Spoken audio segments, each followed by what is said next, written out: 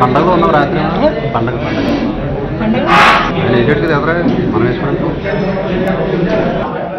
మాజీ శాసన మండలి సభ్యులు శ్రీ ఆదిరెడ్డి అప్పారావు గారు వైఎస్ఆర్ కాంగ్రెస్ పార్టీ యొక్క మేనిఫెస్టో పార్టీ ఎజెండాతో మా నాయకుడు జగన్మోహన్ రెడ్డి గారి యొక్క భిక్షతో ఎమ్మెల్సీ అయినటువంటి ఆదిరెడ్డి అప్పారావు గారు ఇవాళ వైఎస్ఆర్ కాంగ్రెస్ పార్టీ మీద చేస్తున్నటువంటి ఆరోపణల్ని తీవ్రంగా ఖండిస్తున్నాను. ఏదో మేము పకటకాలకు అంటున్నాం అధికారం కోసమని, అలాగే కళ్ళుని చూడలేని కబూదులని, అభివృద్ధిని చూడలేకపోతున్నారని. అసలే వీళ్ళ 3 ఏళ్ల పరిపాలనలో మరి అసలు నువ్వు మొట్టమొదటిగా ఈ అప్పారావు గారు ఏంటంటే ఎన్నికైనటువంటి ఏ పార్టీ అయితే ఎమ్మెల్సీ ఇచ్చిందో ఆ పార్టీకి ముందు నువ్వు ఇచ్చిన పార్టీ ఎమ్మెల్సీ పదవికి రాజీనామా చేసి ముందు నీ నిజాయితీ నిరూపించుకోవాలి.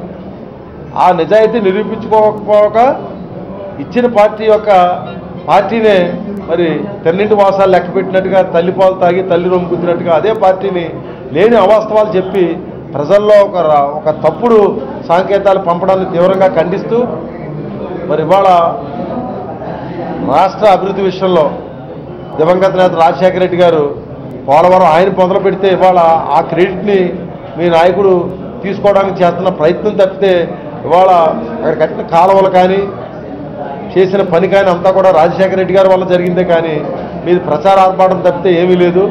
ఇవాళ కాగ్ రిపోర్ట్లో చాలా స్పష్టంగా చెప్పారు, పట్టిసీమ పోలవరం 2 కూడా నిర్వార్థక ప్రాజెక్టులు, ఈ ఎందుకు పనికిరావని. రాష్ట్రం ఆర్థికంగా కూడా మరి ఇబ్బందుల్లో ఉన్నటువంటి రాష్ట్రాన్ని వందల వేల కోట్ల రూపాయలు దోపిడీ చేసి రాబోయేటువంటి తరాల్లో ఆంధ్రప్రదేశ్ని మరింత వెనకకి నెట్టవేయడం సరైనది కాదని చెప్తూ మరి వాళ్ళు రాజమండ్రి అభివృద్ధి గురించి చంద్రబాబు నాయుడు గారు రాజమండ్రి మొత్తం అభివృద్ధి చేశారన్నారు. ఏంట్రా అభివృద్ధి చేశారని అంటే 2 విగ్రహాలు మాత్రం పెట్టారు. గోదావరి గట్టి దగ్గర అప్రజాస్వామికంగా పవిత్రమైనటువంటి ప్రాంతంలో ఎన్టీఆర్ విగ్రహం, గౌతమ ఘాట్కి వెళ్ళే చోట మరొక విగ్రహం, ఈ 2 అభివృద్ధి. ఇంకా అంతకు తప్పితే వీళ్ళు శాశ్వతంగా చెప్పుకోవడానికి ఒక ప్రాజెక్టు కూడా లేదు. ఇవాళ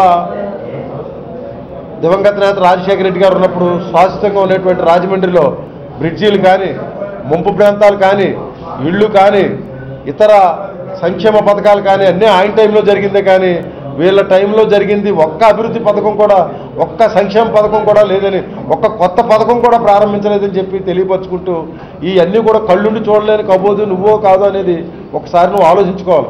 ఎంచేతనంటే ఏదైనా ఆరోపణలు చేసినప్పుడు అవి వాస్తవాలో కాదని కూడా చెప్పాలి.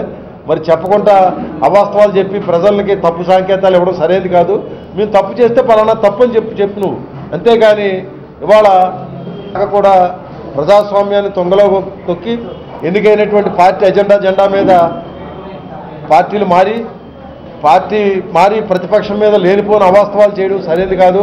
ఎప్పుడు కూడా వైఎస్ఆర్ కాంగ్రెస్ పార్టీ రాష్ట్రాభివృద్ధిలో ఈ ప్రజల సంక్షేమం గురించి చేసేటువంటి సరైన పని అయితే సహకరిస్తుంది, కానీ మీరు చేసేటువంటి సరైన పని కానప్పుడు తప్పనిసరిగా విభేదిస్తుందని చెప్పి తెలియపరుస్తూ ఇప్పటికైనా సరే వాస్తవాలు తెలుసుకొని మాట్లాడితే బాగుంటుందని చెప్పి ఆదిరెడ్డి అప్పారావు గారికి నేను ఈ మీడియా ద్వారా విజ్ఞప్తి చేస్తాను.